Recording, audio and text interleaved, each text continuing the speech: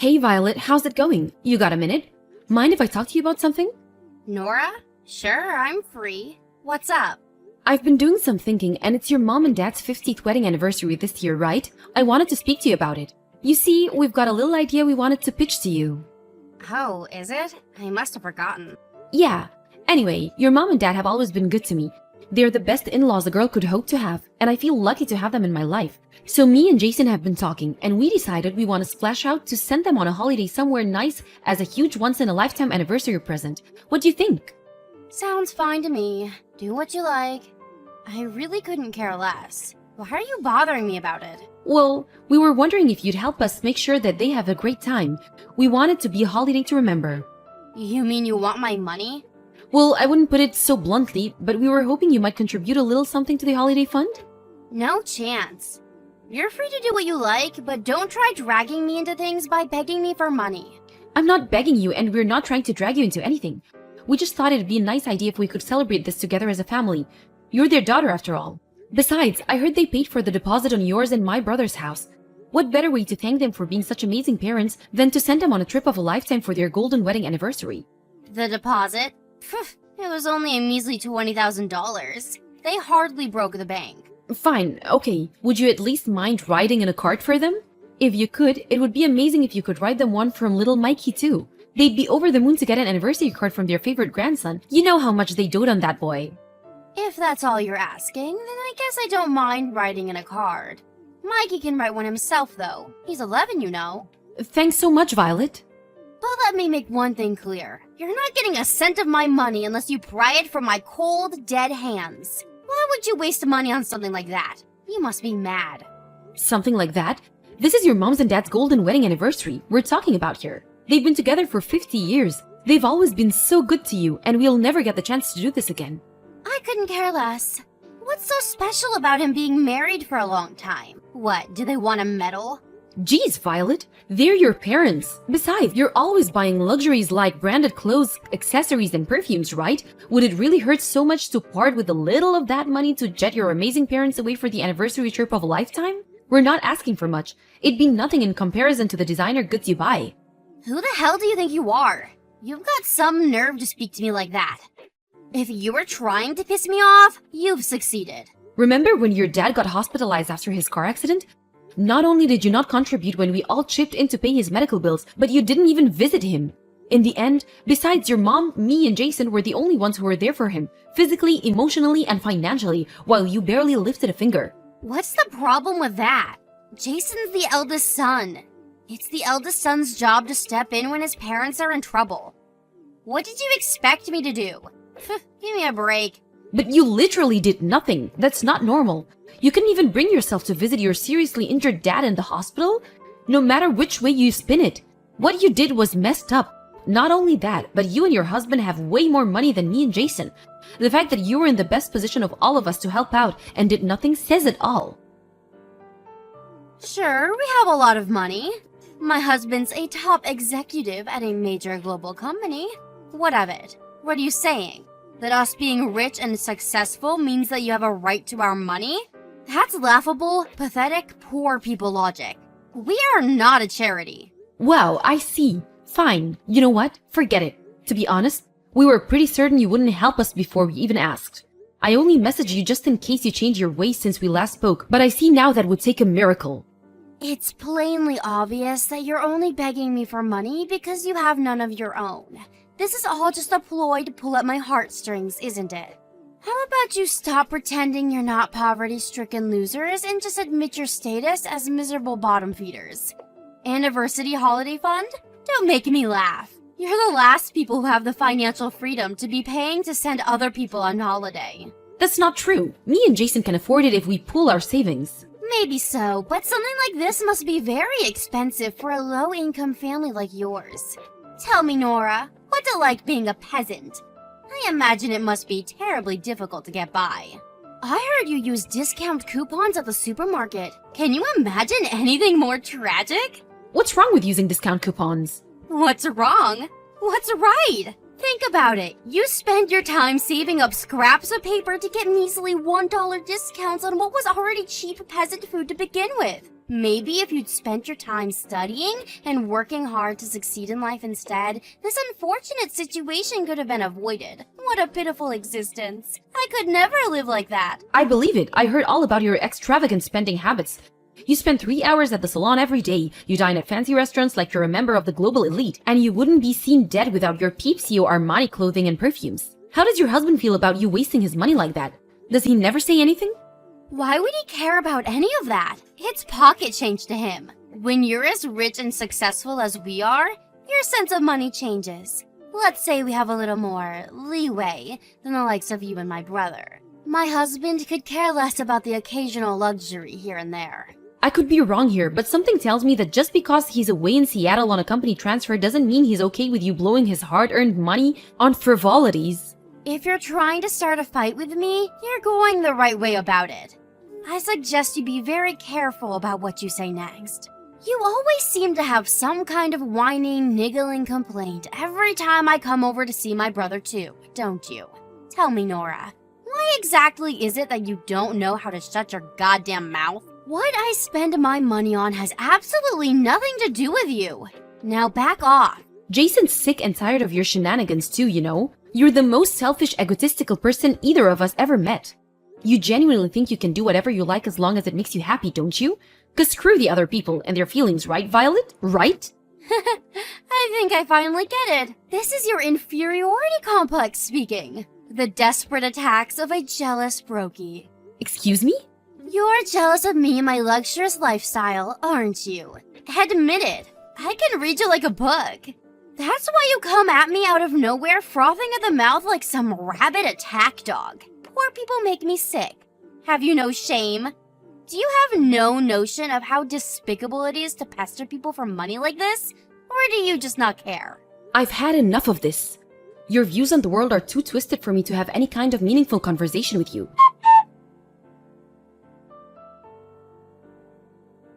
Sorry to message you so late like this, but I just happened to bump into Mikey. He's still in elementary school, right? Yes? Why? What do you want? I just saw him outside alone walking the dog. It's really late. Should he be out on his own this time? Don't you think it's dangerous? He's used to walking the dog. There's nothing to worry about. And sure, he may be in elementary school, but he's in the 6th grade, and it won't be long before he moves up to junior high. But it's past 10 p.m. I get that it's not a bad neighborhood, but you still sometimes see the occasional creep. Do you think it's a good idea for him to be out alone at night? It'd be dangerous even for a junior high or high school kid at this time. Creeps? Don't be ridiculous. You can be such a drama queen. Besides, even if something did happen, the dog would protect him. Seriously? Your 12-year-old chihuahua is going to leap into action and defend your son from some marauding weirdo? I'm telling you, it's fine. You worry too much. Kids these days are so independent, they stay out much later than they did when I was a little girl. I can assure you, you don't need to concern yourself with my son's dog walking routine.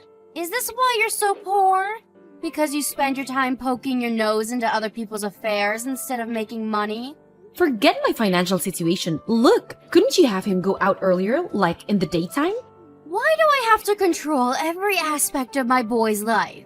It's his own fault for not going out earlier. I'm not his prison guard. If he must go out at this time, at the very least, couldn't you have gone with him? I'm busy. Anyway, it has nothing to do with me. My son's in charge of all things dog-related. He's the one who said he wanted a dog, so it's only right that he takes care of it. The pooch is Mikey's responsibility. Please, Violet, will you at least consider the possibility that it might not be safe for an 11-year-old to be out on his own at this time of night? If you're not willing to stop him doing it, will you at least let me go with him? It's not just girls that get targeted by creeps, you know? You hear about this kind of stuff in the news all the time. Do what you like. Phew, okay, thanks. I will. I'll let Mikey know he's gonna have some company. Good grief, you're so soft on that boy. I wonder if it's because you have no kids of your own. I suppose it only makes sense that you'd know nothing about raising children. But I do at least wish you wouldn't pester me with trivialities like this. Your son's safety is triviality? Lord, give me strength. Anyway, even if I don't have kids, I know full well how dangerous it can be for a child to be out walking on their own late at night. It's not my job to interfere in every aspect of my son's life. How on earth do you expect him to grow into a disciplined, independent young man if he can't even be trusted to walk the dog on his own? I guess you always did have a tendency to look the other way when it came to Mikey, huh? Good grief, woman. Quit your complaining already. By the way, where did you end up deciding on for my parents' wedding anniversary holiday? We spoke to them about it, and they said they really wanted to go to a hot spring resort. We did some research on the best spots in America, and we're thinking of sending them to a famous resort in California. Oh, that close? You could have at least sent them further away. Are you aware we live in Washington, my dear? They'll barely feel like they've moved.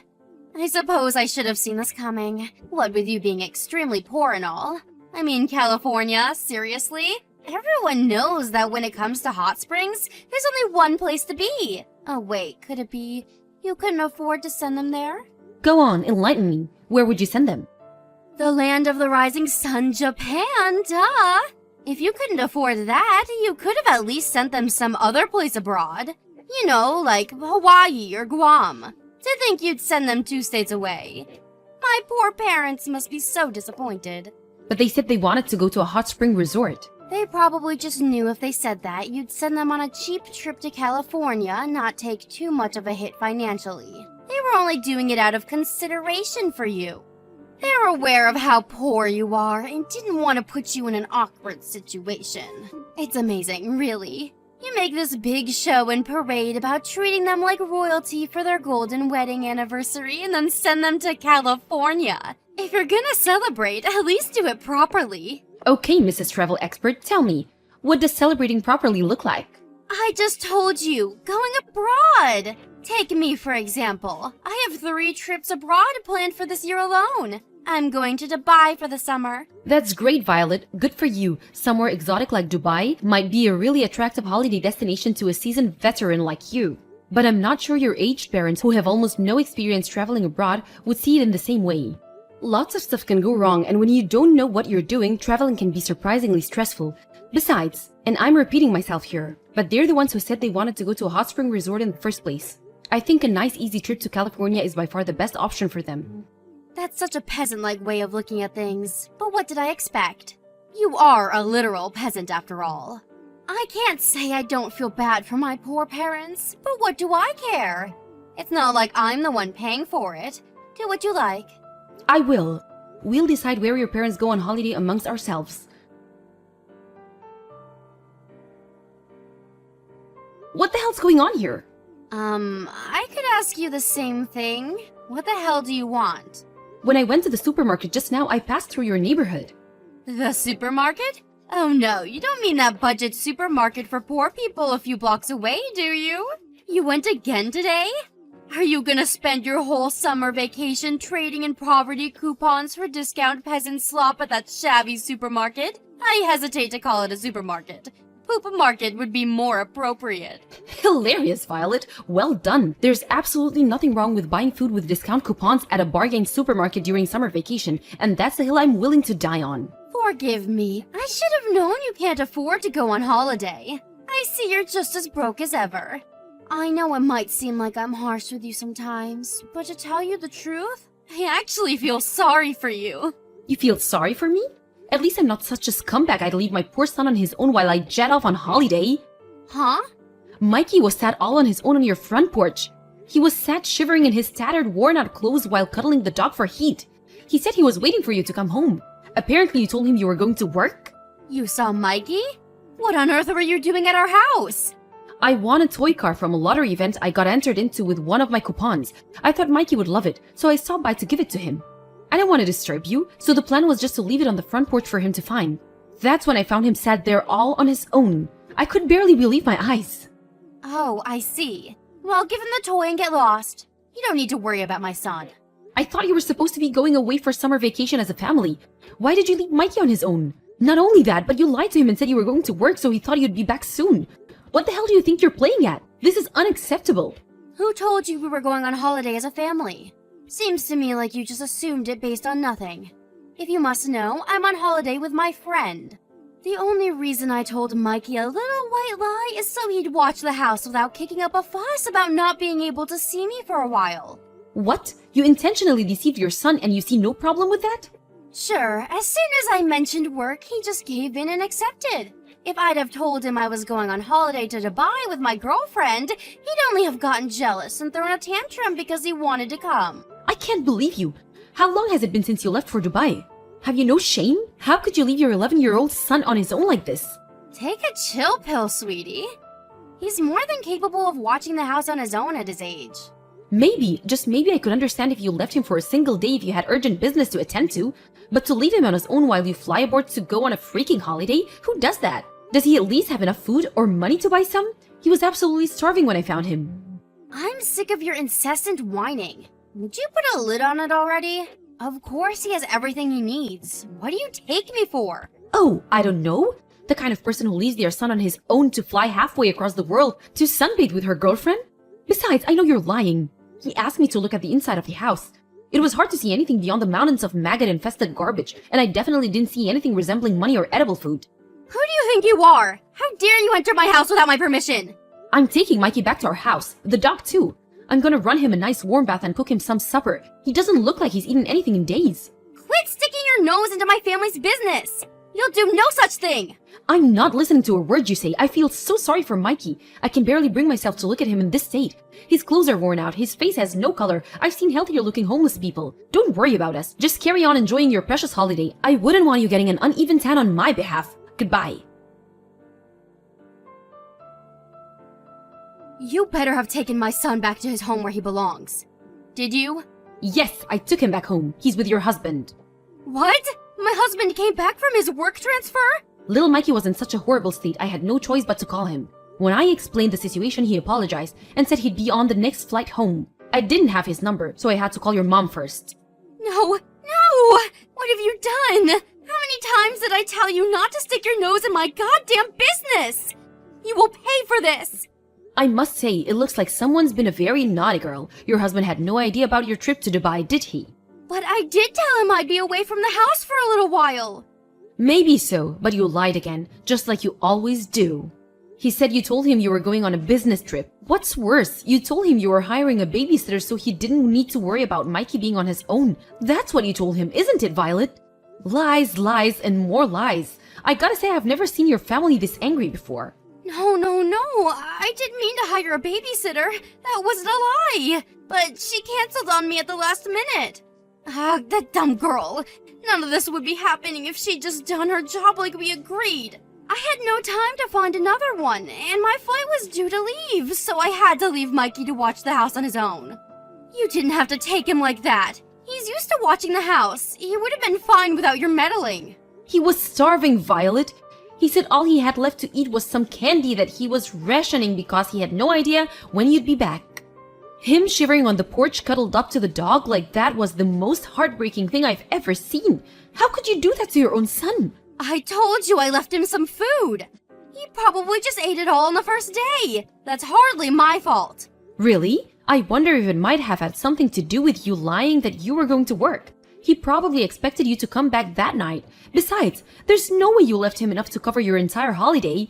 Now, to change the subject a little, your husband says he noticed you've been blowing his money by indulging in every possible luxury under the sun. You've been lying to him this whole time. What are you talking about? Your wasteful spending habits, obviously. You covered up your husband's rapidly shrinking bank balance with a pack of shameful lies. Repair costs for the roof, money for Mikey's medical bills. Lie after lie after lie, with not so much as a hint about how you were actually spending it on designer goods and fancy restaurants. What was it you said back then? My husband could care less about the occasional luxury here and there? Well, it turns out he could. And what's more, you obviously knew he would. Because you felt the need to hide it from him. Forget that. The real question here is, what the heck does any of this have to do with you? This is our problem, for us to discuss. It has nothing to do with you.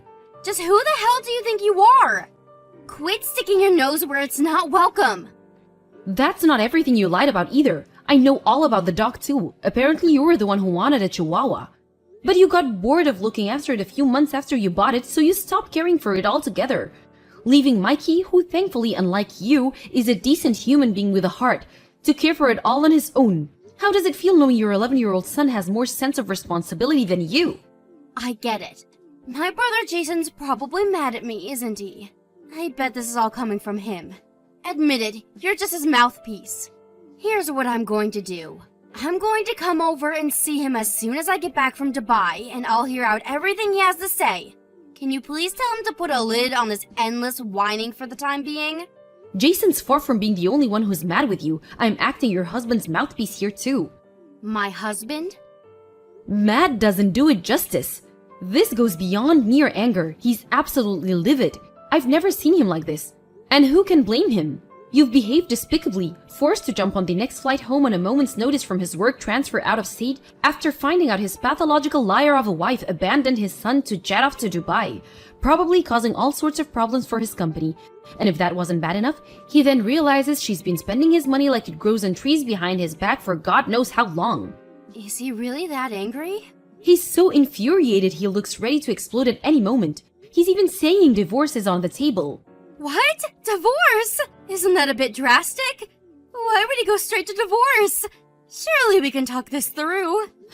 I don't know. Jeez, whatever could it be? Maybe it has been something to do with him messaging you every day to ask how Mikey was doing, and you telling him barefaced lies by pretending you were actually with him, and that he was absolutely fine? I don't know, Violet. Do you think it could be that? Maybe? Just maybe? You obviously knew what you were doing was wrong. Otherwise, you wouldn't have lied about it. Wrong!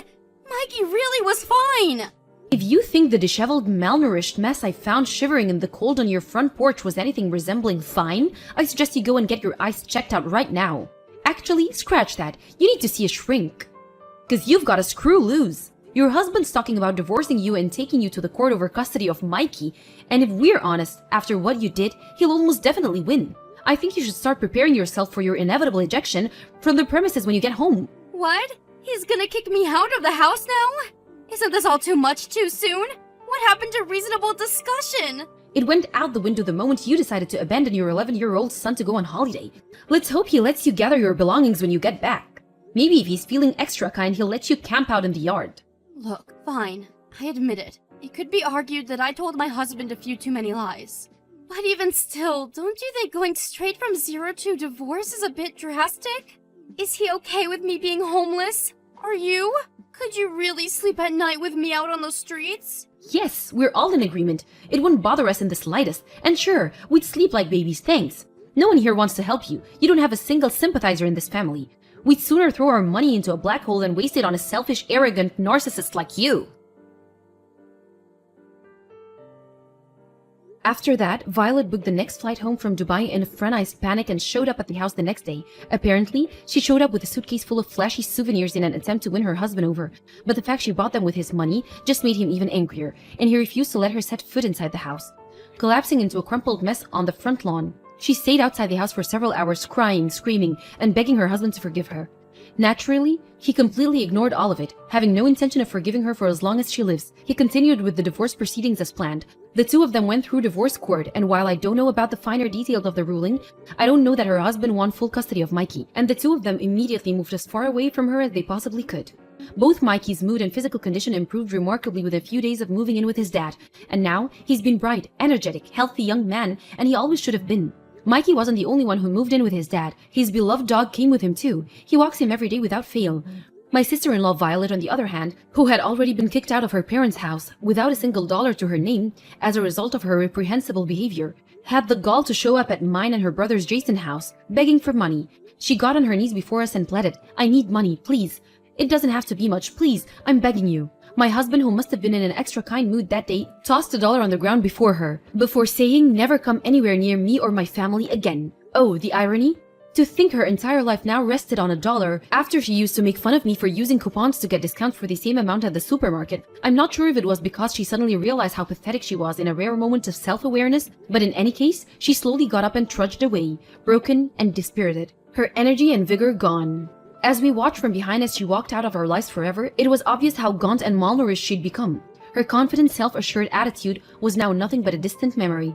I don't know what happened to her after that, but one thing's for sure, she needed help. There's a satisfying irony in someone who stopped at nothing to avoid helping others suddenly being in dire need of outside support. I hope she realizes what an arrogant, selfish fool she's been, but I'm not holding my breath.